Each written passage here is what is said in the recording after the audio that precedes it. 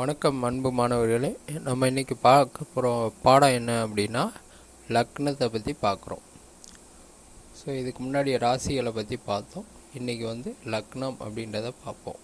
So ஒரு ஜாதக கட்டத்தில் எடுத்திங்கன்னா இப்போ லக்னம் அப்படின்றத நீங்கள் எப்படி கண்டுபிடிக்கணும் அப்படின்னா, ஸோ அந்த கட்டத்தில் லா அப்படின்னு ஒரு இடத்துல போட்டிருப்பாங்க, அதுதான் லக்னம். ஸோ அந்த லக்னத்திலேருந்து தான் நம்ம ஜாதகரோட குணம், அவரோட தோற்றம், அவரோட வாழ்க்கை முறை இதெல்லாம் நம்ம கணிக்க போகிறோம். ஜாதகரோட ஆரம்ப புள்ளி பார்த்திங்கன்னா அந்த லக்னத்திலேருந்து தான் ஆரம்பிக்குது. அதாவது அவர் பிறக்கும்போது, ஒரு ஜாதகர் பிறக்கும்போது எந்த கர்மா சுமந்து வந்திருக்கான்றதை லக்னத்தை வச்சு தான் நம்ம தீர்மானிக்கிறோம். அடுத்து இப்போ லக்னத்துக்கு அப்புறம் லக்னாதிபதியை வச்சு அந்த ஜாதகரோட குணநலன்களை நம்ம கண்டுபிடிக்கலாம். அடுத்து அந்த லக்னத்தில் இருக்கிற கிரகங்கள் அந்த ஜாதகரை இயக்கி கொண்டு இருப்பாங்க. ஸோ அடுத்து அவங்களையும் வச்சு நம்ம ஜாதகரை கணிக்க முடியும். இப்போ மாணவர்களுக்கு ஒரு சந்தேகம் வரும். ஸோ லக்னம் அப்படின்ற இடம் காலியாக இருக்குது, இப்போ எப்படி நம்ம பலன் சொல்கிறது அப்படின்னா, அந்த லக்னம் இருக்கிற கட்டத்தோட அந்த வீட்டோட அதிபதி எங்கே இருக்காருன்னு பார்க்கணும். அதை வச்சு லக்னாதிபதி எங்கே இருக்காருன்றதை வச்சு நம்ம ஜாதகரோட குணநலன்கள், தோற்றம், அவரோட நடவடிக்கைகள், அவரோட வாழ்க்கை முறை இதெல்லாம் நம்ம கணிக்க முடியும். அப்போ லக்னம்ன்றது தான் நமக்கு முதல் பாவகம், அதுதான். அடுத்து பார்த்திங்கன்னா இரண்டாம் பாவகம். அதாவது லக்னம் அப்படின்னு சொன்னேன் பார்த்திங்களா, அதுக்கு அடுத்த கட்டம் தான் இரண்டாம் பாவகம்ன்ற வரும். இப்போ இந்த இரண்டாம் பாவத்தை வச்சு என்னென்ன வருது அப்படின்னா, ஜாதகரோட குடும்பம் எப்படி இருக்கும், அதே மாதிரி அவரோட பண வரவு எப்படி இருக்கும். அதாவது பணம் அதிகமாக சம்பாதிக்க முடியுமா, இல்லை அவரால் பணம் சம்பாதிக்க இயலாதவரா, அதே மாதிரி பிறக்கும்போது செல்வ சீமான பிறந்தாரா அப்படின்றதெல்லாம் இரண்டாம் பாவத்தை வச்சு கண்டுபிடிக்கலாம். அதே மாதிரி அவரோட முகத்தோற்றத்தையும், அவரோட பேச்சு, முகத்தோற்றம் இதெல்லாம் இரண்டாம் பாவத்தை வச்சு கண்டுபிடிக்கலாம். அடுத்து பார்த்திங்கன்னா இந்த மூன்றாம் பாவகம். இந்த மூன்றாம் பாவகம் எதை குறிக்கும்னா, இளைய சகோதர ஸ்தானம். சகோதர ஸ்தானம்னா இளைய சகோதரன் மட்டும் கிடையாது, இளைய சகோதரி ரெண்டு பேருமே இளைய சகோதர ஸ்தானம். இந்த ரெண்டையும் பார்த்திங்கன்னா மூன்றாம் பாவத்தை வச்சு நம்ம தீர்மானிச்சிடலாம். அதே மாதிரி ஜாதகரோட முயற்சி எப்படி இருக்கும், அவரோட தன்னம்பிக்கை எப்படி இருக்கும், அவரோட வீரம் எப்படி இருக்கும், ரொம்ப பயந்த சுபாவம் உடையவரா இல்லை ரொம்ப முன்கோபம் உடையவரான்றதை மூன்றாம் பாவத்தை வச்சு கண்டுபிடிக்கலாம். அதே மாதிரி இன்னொன்று, அவருக்கு இல்லீகலாக ஏதாவது கனெக்ஷன்ஸ் இருக்கா, அதாவது கள்ளத்தொடர்பு இருக்கா இல்லையான்றதை மூன்றாம் பாவத்தை வச்சு நம்ம தீர்மானிச்சிடலாம். அடுத்து நான்காம் பாவம்.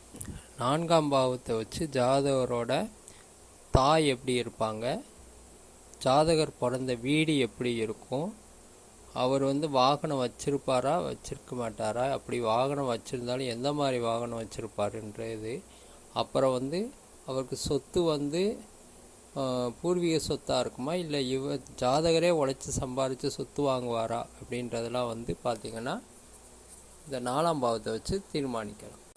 அதே மாதிரி பார்த்திங்கன்னா நாலாம் பாவம் சுகஸ்தானம்.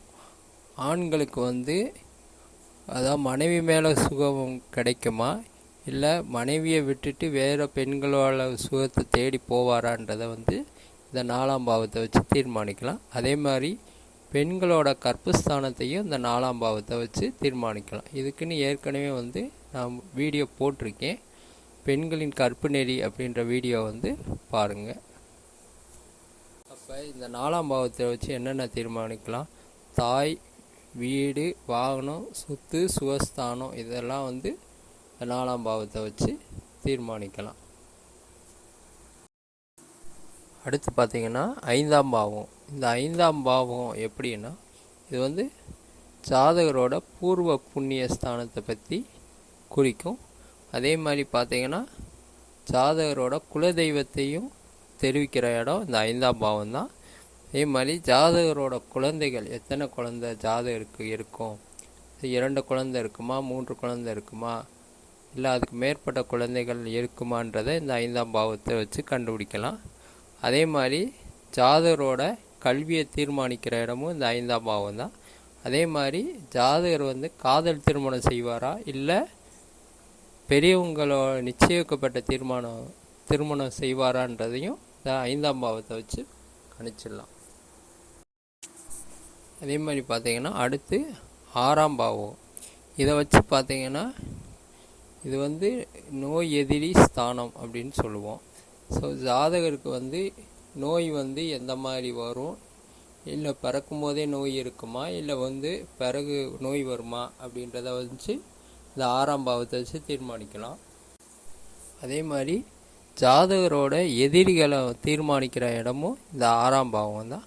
அதே மாதிரி அந்த எதிரிகளை வந்து ஜாதகர் வந்து வெற்றி கொள்வாரா, இல்லை வந்து எதிரிகளுக்கு பயப்படுவாரான்றதையும் இந்த 6ஆம் பாவத்தை வச்சு தீர்மானிக்கலாம். அடுத்து வந்து 7ஆம் பாவம். இந்த 7ஆம் பாவம்ன்றது வந்து களத்திர ஸ்தானம் அப்படின்னு சொல்லுவோம். ஸோ ஆணுக்கு வந்து மனைவி எந்த மாதிரி அமைவாங்க, பெண்ணுக்கு வந்து கணவன் எப்படி அமைவாருன்றதை வந்து இந்த 7ஆம் பாவம் களத்திர ஸ்தானத்தை வச்சு கண்டுபிடிக்கலாம். அடுத்து வந்து பார்த்திங்கன்னா இது வந்து தொழில் கூட்டாளி ஸ்தானம் அப்படின்னு சொல்லுவோம். அதாவது ஜாதகர் வந்து சொந்தமாக தொழில் செஞ்சால் அவரால் வந்து தனியாக வந்து வெற்றி அடைய முடியுமா, இல்லை வந்து அவர் ஒரு பார்ட்னர்ஷிப் வச்சு அவரே வந்து தொழிலில் வெற்றி அடைவாரான்றதை வந்து இந்த 7ஆம் பாவத்தை வச்சு குறிக்கலாம். இன்னொன்று வந்து பார்த்திங்கன்னா ஜாதகருக்கும் இந்த சமுதாயத்துக்கும் இருக்கிற நிலைமையும் இந்த 7ஆம் பாவத்தை வச்சு நம்ம கணிக்க முடியும். அடுத்து வந்து 8ஆம் பாவம். இதை வந்து ஆயுள் அல்லது துர்ஸ்தானம், மனைவிஸ்தானம் அப்படின்னு சொல்கிறோம். ஸோ இதில் இந்த 8ஆம் பாவத்தை வச்சு ஜாதகரோட ஆயுள் வந்து எப்படி இருக்கும், அதாவது இளமையிலே வந்து அவரோட ஆயுள் முடிஞ்சிருமா, இல்லை மத்தியம ஆயுளாக இருக்குமா, இல்லை வந்து நீண்ட கால ஆயுளாக இருக்குமான்றதை வந்து இந்த 8ஆம் பாவத்தை வச்சு நம்ம தீர்மானிக்கலாம். அதே மாதிரி அவருக்கு வந்து அதிர்ஷ்டம் வந்து கிடைக்குமா கிடைக்காதா அப்படின்றதையும் இந்த 8ஆம் பாவத்தை வச்சு தீர்மானிக்கலாம். அதே மாதிரி அவரோட உறவுகள் எப்படி இருக்கும், அதாவது உறவுகளை விட்டு அவர் பிரிஞ்சு வந்துடுவாரா, இல்லை அவங்களோட உறவுகளோட வந்து வாழ்வாரான்றதையும் நம்ம இந்த 8ஆம் பாவத்தை வச்சு தீர்மானிக்கலாம். அடுத்து வந்து 9ஆம் பாவம், அதாவது பாக்கியஸ்தானம் அப்படின்னு சொல்லுவோம். இந்த 9ஆம் பாவகம் என்ன அப்படின்னா ஜாதகரோட தந்தையை குறிக்கும். அதே மாதிரி ஜாதகம் வந்து நிம்மதியான வாழ்க்கை வாழ்வாரா, இல்லை வந்து கஷ்டப்பட்டு வாழ்க்கையில் முன்னேறுவாரா அப்படின்றத வந்து இந்த 9ஆம் பாவத்தை வச்சு நம்ம தீர்மானிக்கலாம். அதே மாதிரி ஜாதகரோட இஷ்ட தெய்வம், அதாவது நல்ல மாணவர்கள் புரிஞ்சுக்கணும், குலதெய்வம் வேறு, இஷ்ட தெய்வம் வேறு. இஷ்ட தெய்வம் யார் அப்படின்றத கூட இந்த 9ஆம் பாவத்தை வச்சு நம்ம தீர்மானிக்கலாம். அதே மாதிரி அடுத்து வந்து பார்த்திங்கன்னா 10ஆம் பாவம். இந்த 10ஆம் பாவம் என்னன்னா தொழில் ஸ்தானம். அதாவது ஒரு ஜாதகர் வந்து அரசு வேலையில் இருப்பாரா, இல்லை வந்து தனியாக தொழில் தொடங்கி வாழ்க்கையில் முன்னேறுவாரா, இல்லை வந்து தனியார் கம்பெனிகளில் வேலை பார்த்து அந்த வாழ்க்கை வாழ்வாரான்றதை கூட நம்ம இந்த தொழில் ஸ்தானத்தை வச்சு தெரிஞ்சுக்கலாம். தொழில் ஸ்தானத்தை வச்சே வந்து அவர் வந்து வாழ்க்கையில் எந்த அளவுக்கு வெற்றி பெறுவார், அவரோட புகழ் எப்படி இருக்கும் அப்படின்றத கூட நம்ம கணிக்க முடியும். அடுத்து வந்து 11ஆம் ஸ்தானம் லாபஸ்தானம். அதே மாதிரி மூத்த சகோதரரை குறிக்கிறதும் இந்த 11வது ஸ்தானம் மட்டும்தான். இன்னொரு அப்படி என்ன அப்படின்னா, ஜாதகருக்கு வெளியில் சொல்லாத ஆசைகள் ஏதாவது இருந்தால் 11வது ஸ்தானத்தை வச்சு நம்ம கணிக்க முடியும். அடுத்து 12ஆம் பாவம். இந்த 12ஆம் பாவம் என்னென்னா அயன சயன சுகபோகம் அப்படின்னு நம்ம சொல்கிறோம். அதாவது ஜாதகருக்கு கட்டில் சுகம் எப்படி இருக்கும் அப்படின்றத தீர்மானிக்கிற இடம் இந்த 12ஆம் பாவம் தான். அதோடு மட்டும் இல்லாமல் ஜாதகர் வெளிநாடு யோகம் இருக்கா இல்லையான்றதையும் இந்த 12ஆம் பாவத்தை வச்சு நம்ம கணிக்க முடியும். அதோட ஜாதகர் பண விரயம் செய்வாரா இல்லையான்றதையும் நம்ம இந்த 12ஆம் பாவத்தை வச்சு கணிக்க முடியும்.